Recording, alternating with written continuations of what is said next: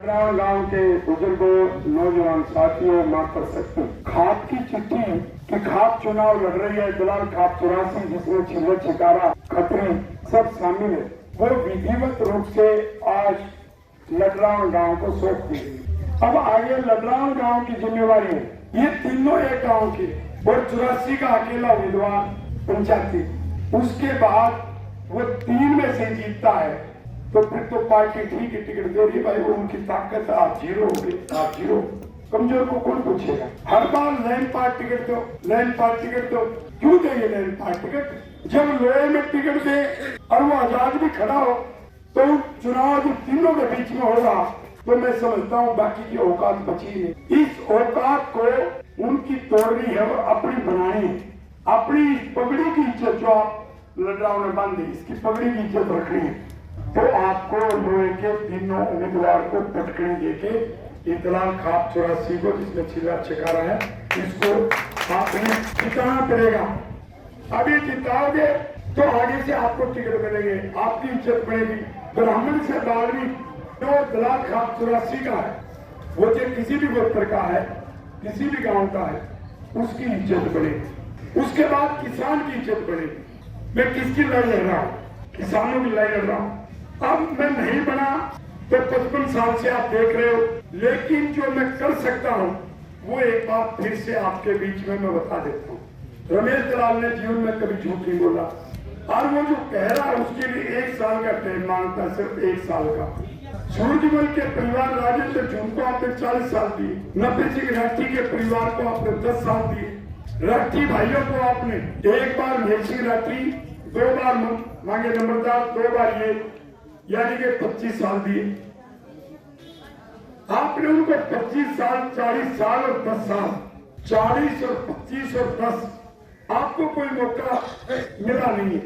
हरद्वाई लाल के बाद, चौधरी प्रताप सिंह छिकारा के बाद, तो इतने सालों के बाद आपने फिर करवट नहीं ली, अपनी पगड़ी की इज्जत को नहीं संभाला और कल को कोई लड़ाव का चुनाव में खड़ा होगा, टिकट भी लेगा और वो भाइयों के पास जाएगा तो भाई क्या कहेंगे? आज नहीं जीता है तो कि भाई उस दिन तो दलाल खाप की चिट्ठी जारी थी, तब आपने साथ दिया कि नहीं? जितनी वोट आस होता दे, मान उठी दे, जाप होता दे, उससे घाट चिल्लर छिकारा के किसी गांव को नहीं रहना चाहिए। इसलिए कि अपने बच्चों का भविष्य तभी बनेगा, चिल्लर छिकारा का भी, जब आप इस लड़ाई को जीत लो। मैं अंत में आपको फिर से आपके दिल के दरवाजों को खटखटा करके एक बात कर रहे हैं, क्योंकि भूपेंद्र हुड्डा के मन में बातोड़ नहीं है। भूपेंद्र हुड्डा के मन में सापला से सापले का मास्टर प्लान तो बहुत बड़ा है। धातुगढ़ हल्के के गांव नीलोटी, आसोता, आटाजाक होता, मानोटी, जसोर खेड़ी, लवारेड़ी इत्यादि, वो तो जोड़ दिए सापले में, बहादुर के गांव नक्शे में कि सापला बड़ा शहर बनाऊंगा। और इधर जो बहादुर का नक्शा बना, वो जो लैंड पार का क्षेत्र है, वो यूटिलिटी के लिए, यूटिलिटी समझते हैं, कहीं कूड़े का ढेर का कुछ प्रबंध करना है, पार्किंग बनानी है, पानी की बड़ी जो व्यवस्था करने के लिए डिग्गी बनानी है, यानी ऊंची बिल्डिंग नहीं, यूटिलिटी। यदि आर जोन बनाते, कमर्शियल जोन बनाते, ये रोड जो बता रहा है रोड बनाते, तो हमारी जमीन का रेट कई करोड़ रुपए होता। आज वो नहीं है। उसके बावजूद भी भूपेंद्र आ गया, दीपेंद्र आ गया, गुलाम बन चुके हो, खड़े उनके सम्मान में।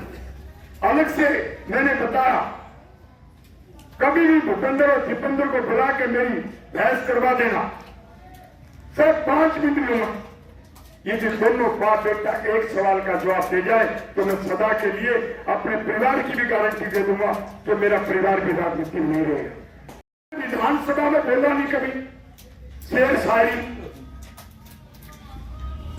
तो दीपेंद्र कहां बोला है? दीपेंद्र का एक बयान संसद में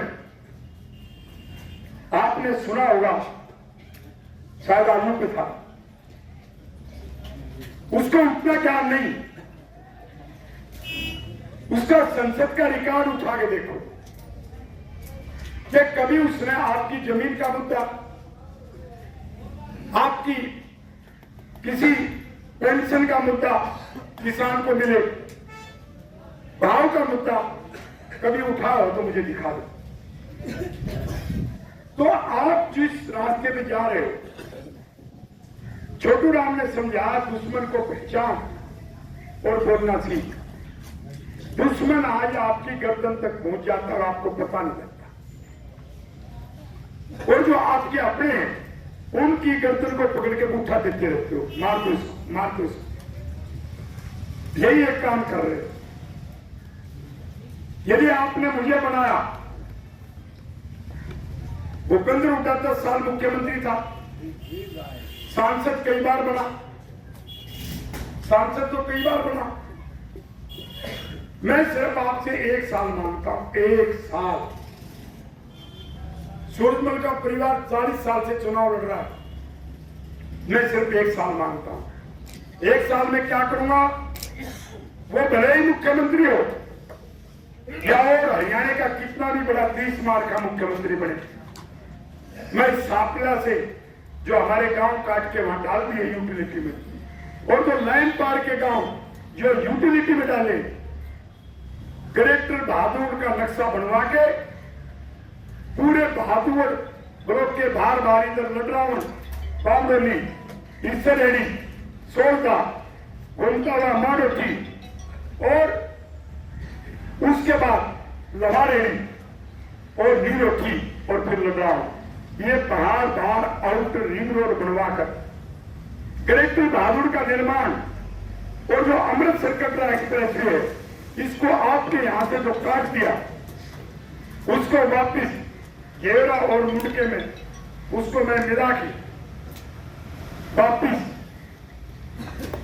और आपका 8 जून का नक्शा बनवा के एनसीआर बोर्ड से पास होता है, और एनसीआर बोर्ड में 5 मुख्यमंत्री सदस्य होते, और भारत सरकार का प्रधानमंत्री या उसकी जगह पे शहरी विकास मंत्री उसकी अध्यक्षता करता है।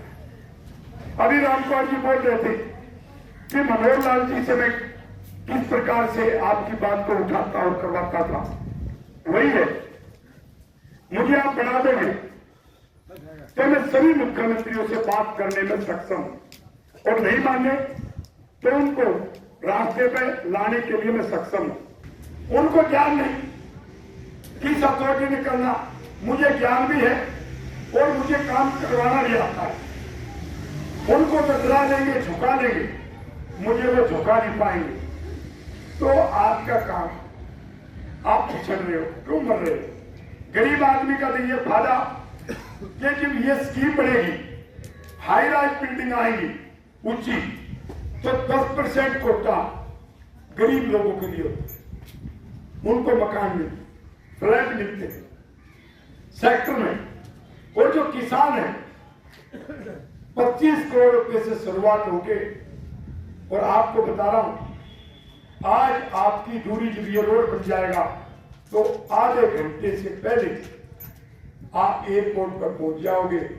जहां गुड़गांव में 80 करोड़ रुपए रेट चल रहा है, वहां द्वारका जो सेंटर बना है, जहां पर पूरी दुनिया का सबसे बड़ा कन्वेंशन सेंटर बना 40,000 करोड़ का, वहां से उसको पहुंचने में 1 से 1.5 घंटा लगता, 1 से 1.5। तो तुम्हारे में दम है गुड़गांव से आगे जाने का, गुड़गांव में दम नहीं था, क्योंकि हमारे जो मुख्यमंत्री थे कोई भी रहा, सिर्फ रिश्वत के चक्कर में, कहीं पे तो केस भी है, इसलिए गुड़गांव को आगे ले गए, क्योंकि हिस्सेदारी। यहां वोट लेंगे और गुड़गांव में डीलर बन के बैठ जाते हैं और आप ताली बजाते हो।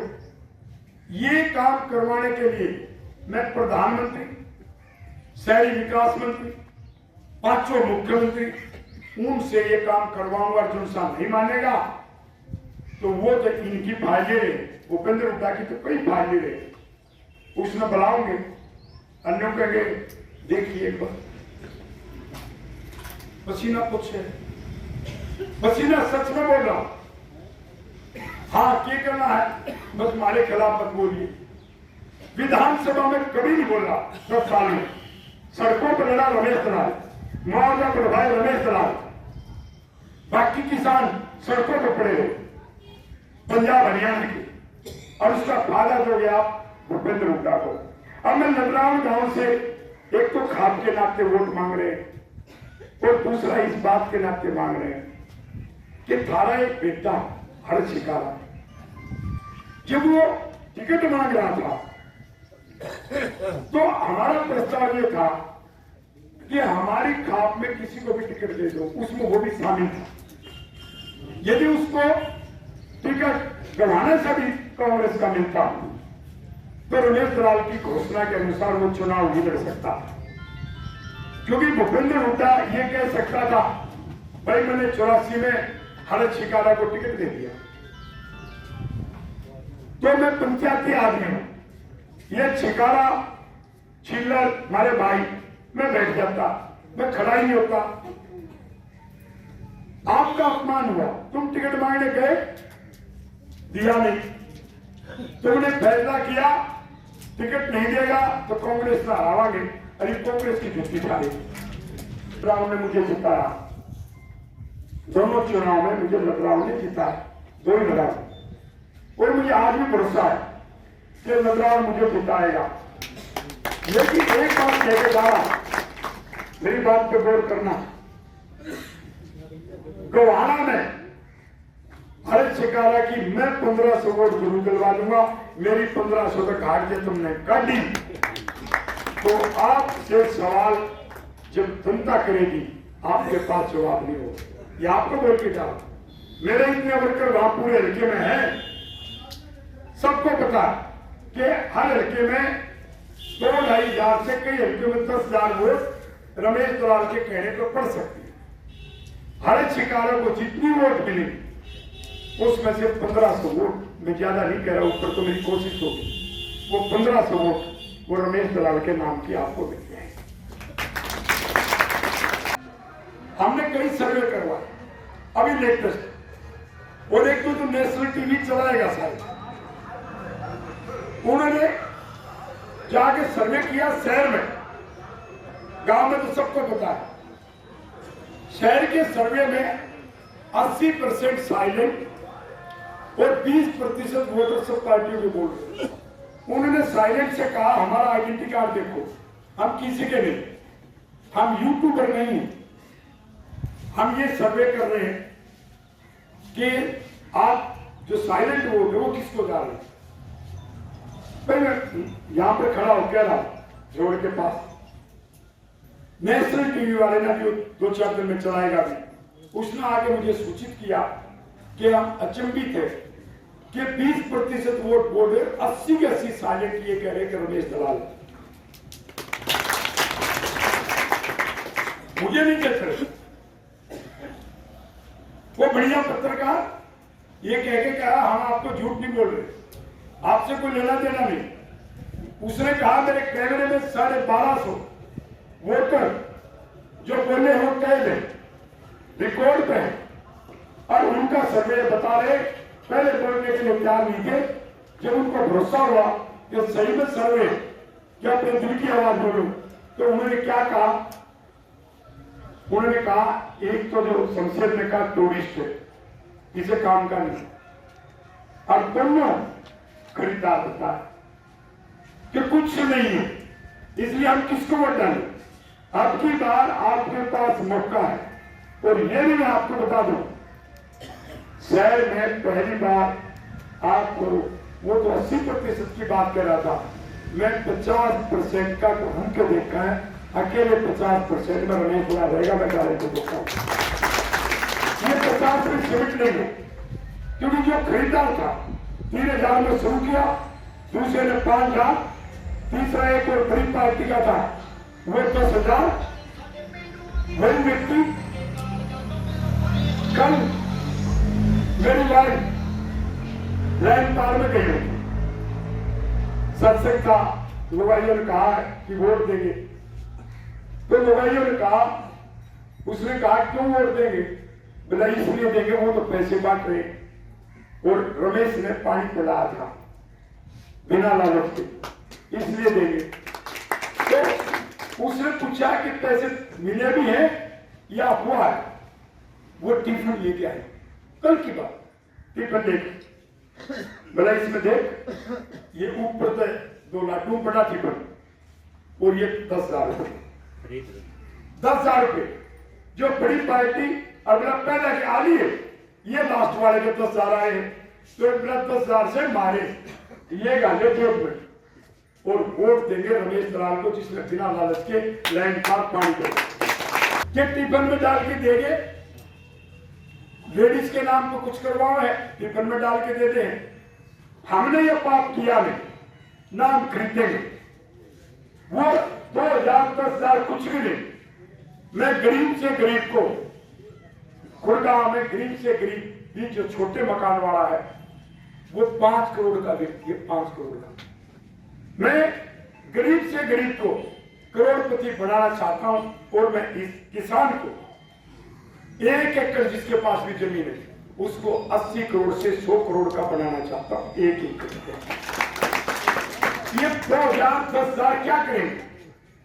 और ये जो 10,000 रुपए की जो बात है, और मैंने बता दी फार्मूला क्या है। आप अपने फायदे की देखो, नौकरियों का मामला हो या दूसरी स्कीम का, रमेश दलाल पीछे नहीं रहेगा। मैंने आपका बहुत लंबा समय लिया, अब हम जाएंगे कानून।